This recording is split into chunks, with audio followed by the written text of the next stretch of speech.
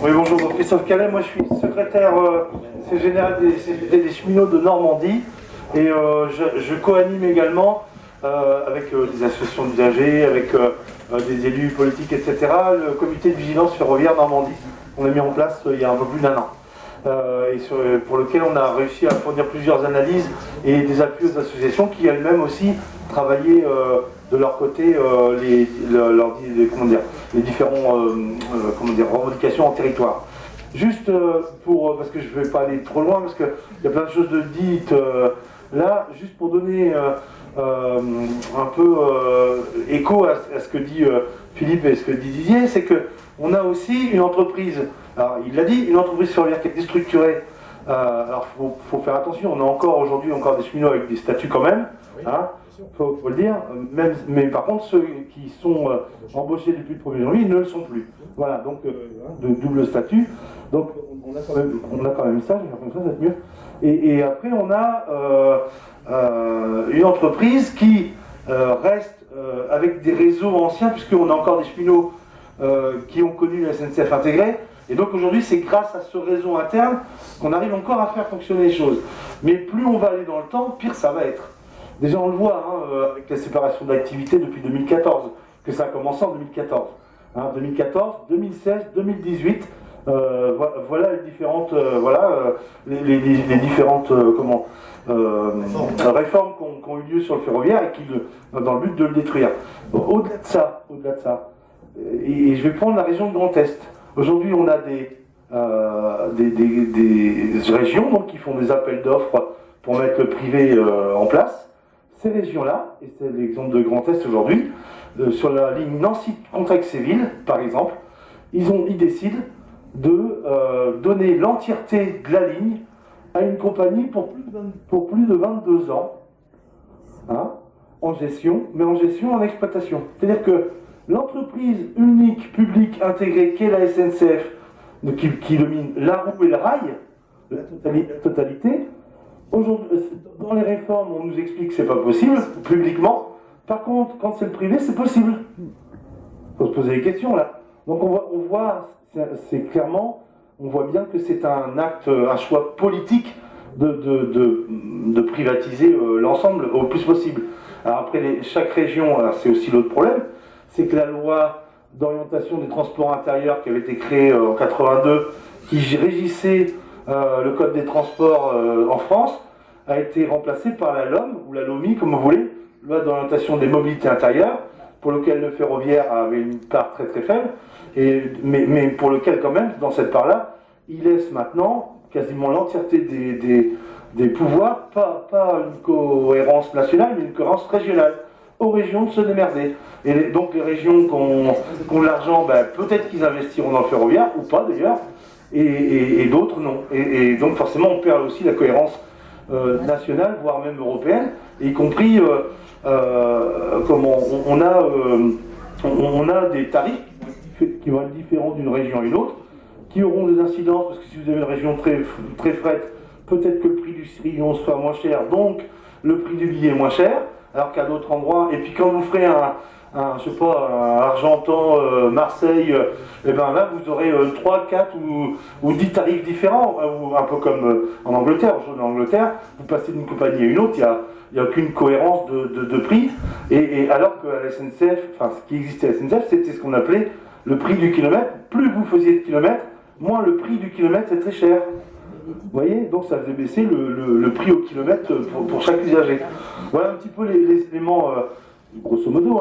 Après, moi, je vais faire un focus un peu sur la Normandie, toujours sur le fret, qui a un lien forcément avec le voyageur, mais peut-être que je reviendrai plus sur le voyageur quand on ira sur le voyageur tout à l'heure. Le focus sur la Normandie, c'est, et vous allez le voir là sur la région, il y a un projet de Cherbourg-Bayonne, avec un train de fret de la Brittany Ferry pour aller jusqu'à Bayonne pour traverser la France. Ce qui est cohérent. Pour l'instant, forcément, c'est pas la SNCF forcément qui est dedans, mais c'est du ferroviaire, ouais, comme ça. La région investit massivement là-dedans. Ça fait partie du gouvernement. Le gouvernement le met en avant dans son plan de relance actuel. Alors c'est quelque chose qui est décidé depuis déjà 2-3 ans. Et forcément, on se pose la question des infrastructures. Et là, il s'aperçoit que les infrastructures, ça ne fait pas de trop. Et là, par exemple, je crois que c'est Neuville-sur-Sarthe, on vient de s'apercevoir que les travaux qui ont été engagés par des entreprises privées ont été mal faits, et du coup, on ne peut plus passer. Voilà. Donc pour l'instant, ils ne savent pas si le train va pouvoir être fait. Et on prend de plus en plus de retard. Je vais prendre un autre exemple. Paris-Le Havre. Travaux, il y a un tunnel, c'est le tunnel de la Roule, entre Rouen et Paris.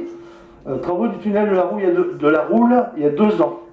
Ce travaux-là fait par les entreprises privées. Alors, je n'incrimine pas les salariés, hein, parce que les salariés, souvent, c'est des contrats très précaires, intérimaires, etc., qui ne sont pas formés, qui sont pas. C'est ça le vrai problème. Hein. Mais donc, des travaux faits, mal faits. On fonctionne comme ça aujourd'hui à la SNCF. Les travaux, ils sont programmés à N+2, c'est-à-dire qu'ils sont programmés dans les 2 ans à venir. Donc on a fait des limitations de vitesse, donc c'est dégradation du service pour les usagers pendant 2 ans, et puis au bout de 2 ans, on fait les travaux. Et les travaux, bon, il y a eu le Covid, mais malgré le Covid, des travaux qui devaient encore durer 4 mois, là, on entend parler de travaux qui iraient jusqu'en juin 2021. Et c'est toujours fait par les entreprises privées. Je donne un autre exemple, sur le Rouen.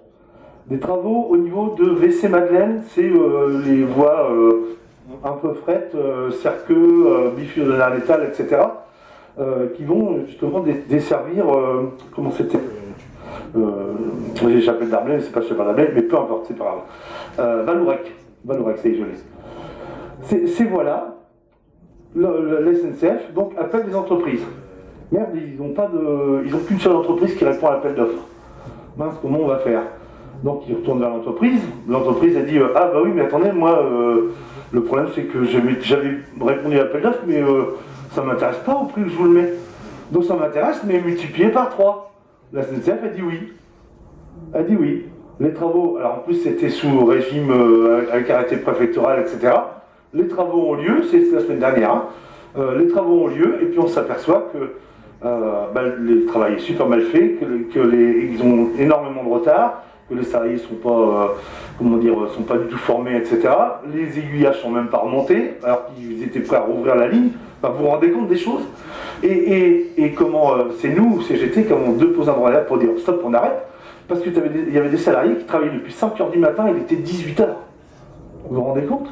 Non, c'est ça aussi la réalité. C'est pour ça que quand on parle Navigators, on y est, hein.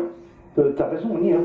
Mais vous voyez, c'est des incohérences. Puis dernière incohérence sur la région, comme ça, je vous donne la totalité. On a la commission permanente du conseil régional qui a mis le 14 septembre de mémoire, qui a mis au vote, sur proposition de SNCF Réseau, 1300 mètres de rail au niveau de Louviers. Sauf que cette partie-là, c'est une des possibilités de rouvrir aux voyageurs le Rouen-Évreux, qui est le pendulaire le plus important en Normandie, entre Rouen et Évreux, c'est là où il y a le plus de voyageurs qui transitent pour le voyage, pas pour le voyage justement, pour le travail justement. Donc c'est le plus grand pendulaire. Donc vous voyez déjà, ça ouvrirait de ça. Et au-delà de ça, on l'a dit tout à l'heure, Rouen est un port, est le premier port céréalier, agroportuaire, on va dire comme ça. Le principe, la plupart des céréales, c'est l'Est et évidemment la Beauce. Hein. Aujourd'hui, la Beauce, on est obligé de passer par Paris pour aller chercher les céréales parce qu'on ne peut pas passer.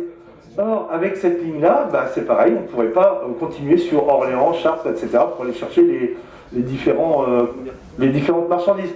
Mais c'est un peu, c'est l'incohérence. Et on reviendra peut-être sur le voyageur, je reprendrai peut-être la parole parce que je suis peut-être un peu long là, mais c'est pour donner des exemples concrets régionaux. Voilà.